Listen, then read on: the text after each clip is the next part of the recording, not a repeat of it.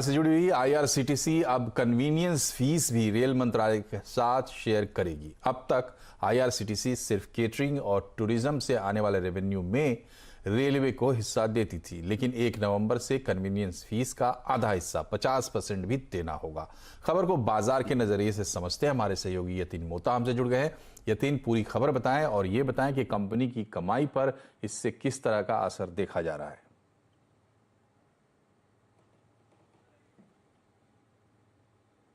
बाजार बंद होने के बाद एक बड़ा अनाउंसमेंट किया, जिसके अंदर उन्होंने कहा कि रेल मंत्रालय के निर्देशों पे जो कन्वीनियंस फी वो चार्ज करते हैं उसका 50% हिस्सा उनको इंडियन रेलवेज के साथ शेयर करना होगा।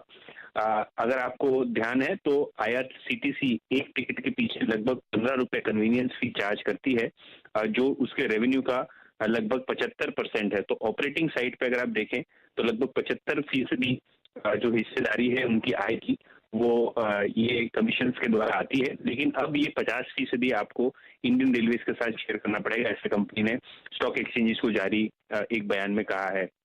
जहां तक कि स्टॉक इम्पैक्ट और एनालिस्ट व्यू का सवाल है, ये एक बड़ा नेगेटिव माना जा रहा है, क्योंकि लगभग 25 से 30% कंपनी की कमाई पे इसका असर हो सकता है।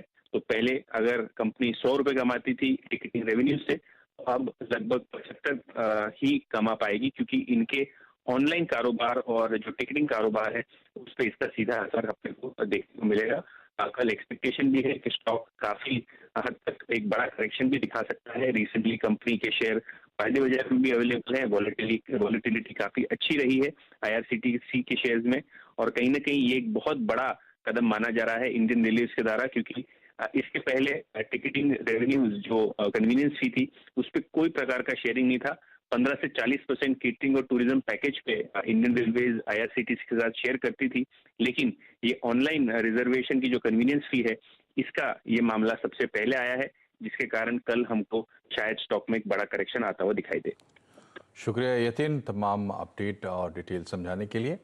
बात करते हैं बाजार की। अक्टूबर एक्सपायरी के दिन बाजार में भारी गिरावट रही। सेंसेक्स करीब 1200 पॉइंट, निफ्टी 354 अंक टूट गया।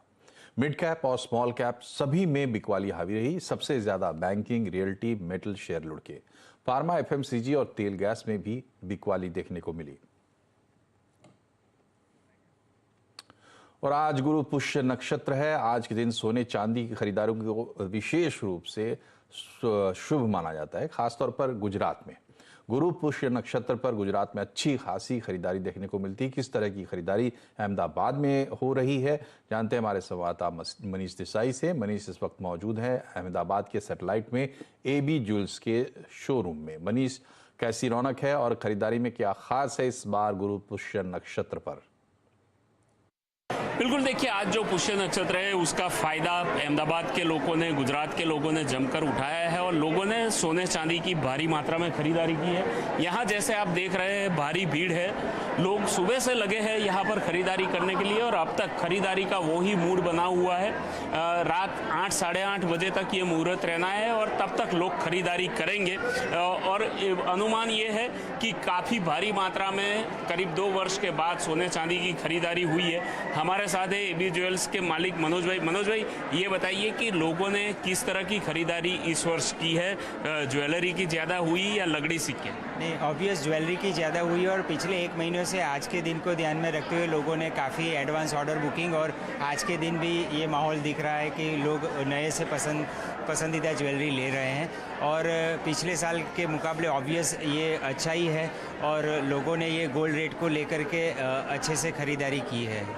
तो खासकर ज्वेलरी ज़्यादा देखी गई है, वजह ये मानते हैं कि जो शादी ब्याह के मौके पीछे आ रहे हैं इसके कारण? जी बिल्कुल, आने वाले दिवाली के बाद तुरंत ही शादी ब्याह की सीज़न शुरू होगी, तो उसको लेकर के ही लोग अपने आने वाले शादी ब्याह के लिए खरीदारी कर रहे हैं। तो अगर एक अनुमान लगाया जाए तो कितना सोना और कितना चांदी गुजरात भर में या अहमदाबाद में बिका होगा? आप एक अगर अनुमान बता सकें। जी, गुजरात में बात की जाए तो शाम तक करीबन 300-400 किलोग्राम सोने के गहने, लगड़ी, सिक्के की अनुमान लगाई जा सकती है, जिस प्रकार से सुबह से माहौल है उस हिसाब से। और चांदी में अब ये 700-800 किलोग्राम से ज़्यादा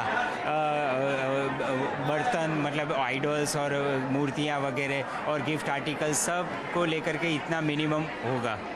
तो लोग क्योंकि 2 साल के बाद खरीदारी के लिए निकले हैं, सोने चांदी की जमकर खरीदारी हो रही और जैसा अनुमान बताया जा रहा है 300 से 400 किलो सोना गुजरात भर में बिका होगा और चांदी करीब करीब उससे डबल बिकने का अनुमान है। बहुत बहुत शुक्रिया मनीष जी। अहमदाबाद से गुरु पुष्य नक्षत्र का नजारा